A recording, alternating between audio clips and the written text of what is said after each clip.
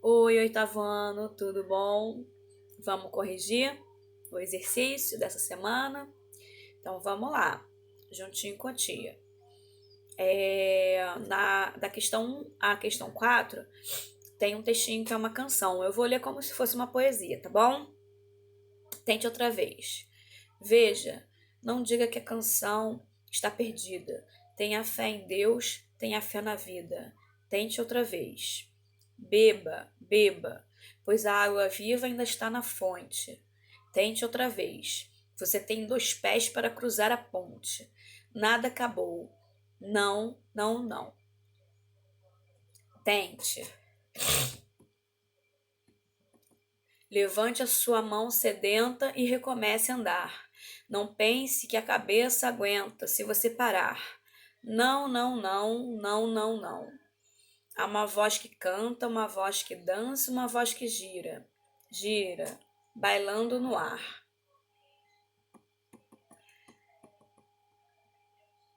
Queira, queira, basta ser sincero e desejar profundo. Você será capaz de sacudir o mundo. Vai, tente outra vez. Tente, tente. E não diga que a vitória está perdida. Se é de batalhas que se vive a vida. Tente outra vez. Amo muito essa música. Não sei se vocês conhecem, não é dessa época de vocês agora, né? Mas é do Raul Seixas. Ele é maravilhoso e essa música ela é bem expressiva para esse momento que a gente está vivendo, inclusive, né? Um momento difícil e a gente tem que tentar sempre. Vamos lá, número 1 diz o seguinte: levando em consideração o sentido da canção, resuma com suas palavras o que o eu lírico, que é quem, ou como se fosse o narrador que vem falando, né? A música defende como filosofia de vida, né? Então, o que será que vocês puseram? Bom, lembrando sempre que você pode ter falado o que eu vou dizer agora de uma outra maneira. Não precisa apagar tudinho, só verifica se você quis dizer a mesma coisa que eu disse, só que falou com outras palavrinhas. Tudo bem? Vamos lá. O eu lírico defende a ideia de que os erros fazem parte do processo de aprendizagem humana, o que contribui para a maior valorização do tentar em comparação com o vencer, tá? Então a gente vai tentando até que a gente consiga, né, as coisas. Vamos agora para número 2. Deixa eu procurar aqui. Vamos lá. Há um, há um objetivo, número 2. Há um objetivo na transmissão dessa mensagem. Com base nessa afirmação, evidencie o elemento da comunicação posto em destaque. Justifique sua resposta com a função da linguagem predominante. Então vamos lá, agora veio aquilo que a gente estudou, né? Função da linguagem. Ó, o elemento da comunicação, qual foi o elemento, né, da comunicação em destaque? Que está em destaque é o receptor, quem recebe essa mensagem, tá? Por isso, a gente tem uma função aí apelativa, cujo objetivo é convencimento do interlocutor para que ele, no caso, nunca desiste de tentar.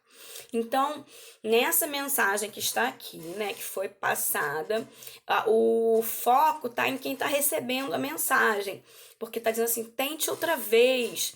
Então, eu estou falando diretamente com um tu que recebe essa mensagem, estou apelando para ele para fazer dessa forma. Por isso é que é a função apelativa, tá bom? Eu espero que tenha sido fácil. Número 3.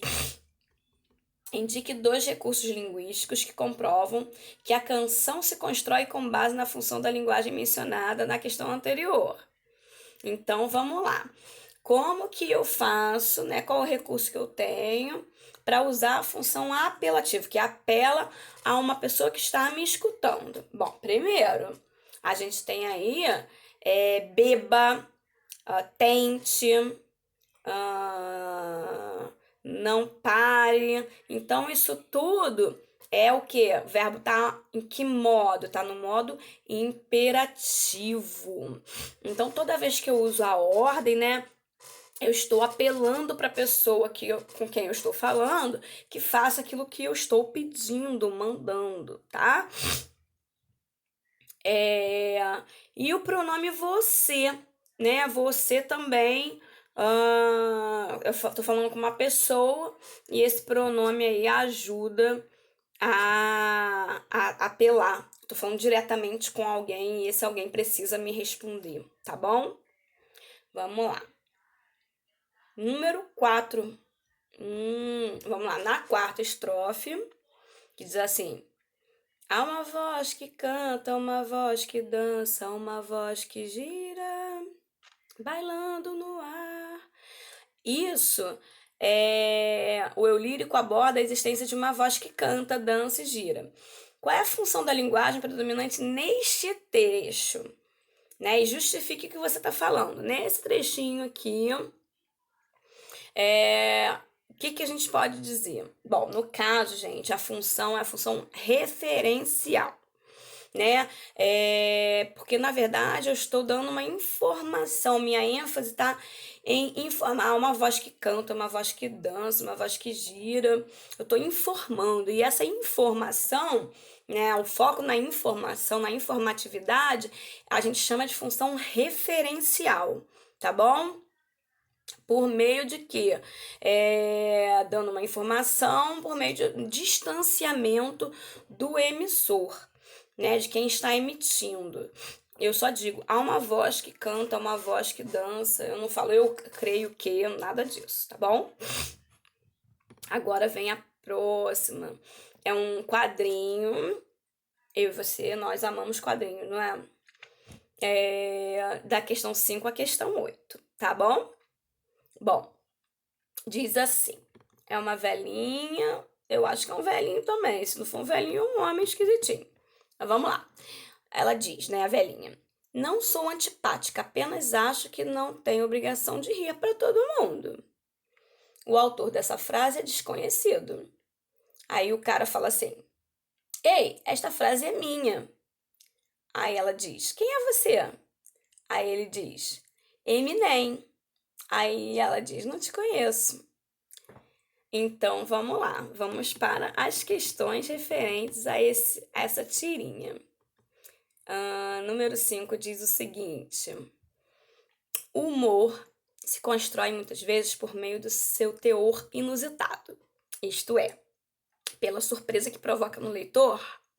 Explique como se obtém esse efeito na história em quadrinho em questão. Então, gente, o teor diz assim, autor desconhecido, foi o que ela falou, né?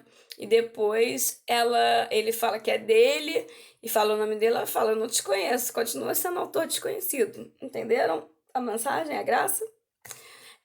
Diz o seguinte: em geral, essa expressão é usada para citações de autoria desconhecida por todos, mas ela apresenta um novo significado no último quadrinho, em que a senhora revela desconhecimento do seu interlocutor. Essa aí seria uma resposta, tá? Mas detalhadinha e tal, mas eu quis fazer essa. É minha filha que fala, entendeu, mãe? Aí faz assim pra mim. Deve ser uma coisa de vocês jovens pra ligar o nome à pessoa. Tá bom? Então vamos lá, número 6. Identifique a função da linguagem explícita no terceiro quadrinho. Justifique a resposta com 2 recursos linguísticos. Vamos lá, vou voltar aqui no terceiro quadrinho. Lê ele pra gente poder pensar juntinho. Peraí. Terceiro quadrinho diz assim: ei, esta frase é minha, é o cara falando. Ei, tá chamando atenção. Então vamos lá. Esta frase é minha. Então, trata-se de uma função, galera, emotiva, tá? Vamos justificar aí. Os recursos linguísticos são o uso da interjeição ei, chamando a atenção, né, de quem tá escutando, ei. E o pronome minha. Quando eu uso esse tipo de pronome, minha, eu tenho aí uma função emotiva. Ele tava, no caso, né, danado da vida. A gente até percebe pela tirinha já que existe essa questão de que ele estava assim, aborrecido, porque a frase era dele e ela estava falando que era autor desconhecido, e ele não se acha desconhecido, né? Então é isso, tá bom? Então tem aí uma função emotiva. Primeiro, pelo ei, segundo, pela questão do pronome minha, tá? Pronome pessoal, de primeira pessoa minha. Número 7. No segundo quadrinho, a declaração da senhora revela uma função referencial, aquela que informa. Explique essa afirmação com base em seus conhecimentos sobre funções da linguagem. Bom, a função referencial é perceptível pelo foco no assunto abordado, transmitindo objetivamente a informação de que a citação é um autor desconhecido. Eu vou lá no segundo quadrinho só pra gente saber do que tá falando. Que ela diz assim: o autor desta frase é desconhecido. Esse é o segundo quadrinho, tá? Então, o que ela está fazendo? Ela está informando, tá bom? Ela está informando que o autor é desconhecido. Então, por isso é que chama de referencial, porque é informativo. Quando tem esse teor informativo, é porque é referencial, tá? E aí explique essa afirmação com base na função da linguagem. Então, quando a gente tem o foco no assunto abordado, a gente tem uma função referencial, tá bom? Ficou entendidinho? Vamos lá. Número 8. Na frase do último quadrinho, o emissor da mensagem é facilmente reconhecido por meio de um vocábulo. Vamos lá. Deixa eu subir aqui de novo. O último quadrinho, ela diz assim: não te conheço. Né? Não te conheço. Na verdade, tem um eu aí que tá escondido, né? Não te conheço. Quem não te conhece? Eu não te conheço, não é isso? Então vamos lá, vamos ver uma explicação bem direitinho para você botar aí no seu caderno se você não acertou essa questão. O emissor da mensagem é facilmente reconhecido por meio do vocábulo conheço. Quem conheço? Eu. Então, o verbo conjugado na primeira pessoa do singular evidencia um eu que diz eu não te conheço. Tá bom? Então, por isso que a gente identifica um eu aí presente bem facilmente, né? É o que a gente chama lá em português, que você já aprendeu certamente, sujeito oculto ou desinencial, né? Através da desinência do verbo. Tá vendo para que serve gramática? Pra gente entender o texto, gente. Se a gente não entende essas coisas, a gente não consegue perceber como que a gente sabe determinadas situações, tá bom? Aí aqui tem uma outra música para mais algumas respostas, tá? Eu vou direto aqui nas perguntas e respostas, tá? Pra gente ver isso aí. Diz o seguinte na número 1. Isso aqui não desenvolvendo as habilidades, tá? Deixa eu ver qual é a página aqui pra você. 149, tá bom?